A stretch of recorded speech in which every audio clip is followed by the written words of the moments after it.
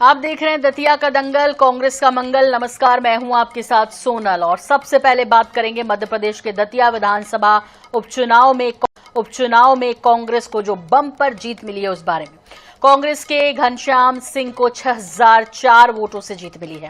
हालांकि 13वें और 14वें राउंड की गिनती में तेजी से जीत का अंतर कम हुआ। पूर्व गृह मंत्री नरोत्तम मिश्रा के पोलिंग बूथ नंबर 121 पर कांग्रेस को 291, भाजपा को 264 वोट मिले हैं। इस तरह इस बूथ पर कांग्रेस को 27 वोटों की बढ़त हासिल हुई। वहीं काउंटिंग सेंटर में बीजेपी प्रत्याशी आशुतोष तिवारी ने हार की समीक्षा करेंगे ये कहा। जो लोग भाजपा को अपनी मां कहते हैं उन्होंने धोखा दिया, उन्होंने कहा। दतिया विधानसभा सीट कांग्रेस विधायक राजेंद्र भारती को सहकारी ग्रामीण विकास बैंक फ्रॉड मामले में 2 साल की सजा मिलने के बाद खाली हुई थी। 2023 के विधानसभा चुनाव में भारती ने तत्कालीन गृह मंत्री डॉक्टर नरोत्तम मिश्रा को 7742 वोटों से हराया था।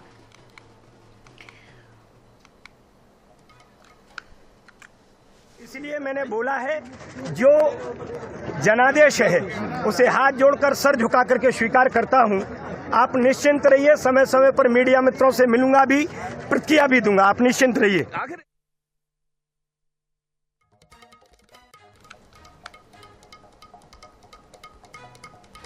कांग्रेस प्रत्याशी घनश्याम सिंह जीते हैं और 6004 मतों से जीते हैं।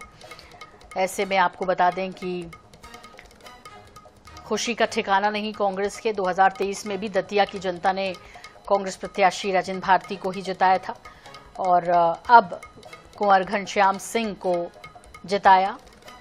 ये प्रशंसक और कार्यकर्ता कांग्रेस पार्टी के जीतू पटवारी की फोटो लेकर नाचते झूमते गाते ढोल नगाड़ों के साथ खुशी का इजहार करते नजर आ रहे हैं। ये माहौल दतिया से लेकर पीसीसी कार्यालय तक भोपाल में दिखाई दे रहा है।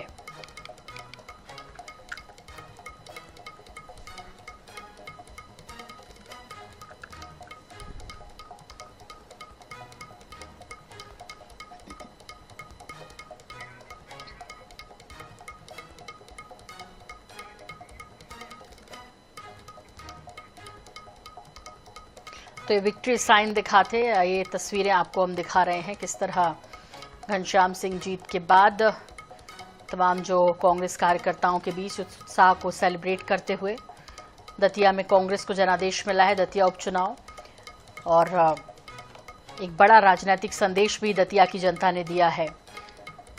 जिस तरह से दतिया उपचुनाव की बात की जाए तो यहां संगठन की पूरी ताकत लगाई थी बीजेपी ने।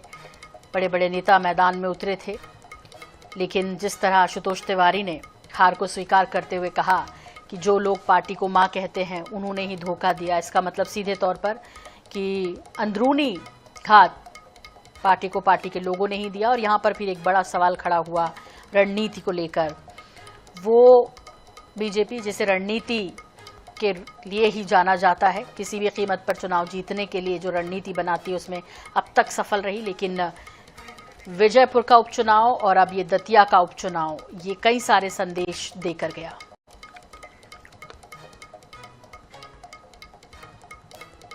इधर दतिया विधानसभा उपचुनाव के परिणाम आ गए। कांग्रेस के घनश्याम सिंह जीत गए। उन्होंने भाजपा के आशुतोष तिवारी को 6000 से अधिक वोटों से हरा दिया। वहीं भाजपा की इस हार पर बीजेपी प्रदेश अध्यक्ष हेमंत खंडेलवाल का बयान आया।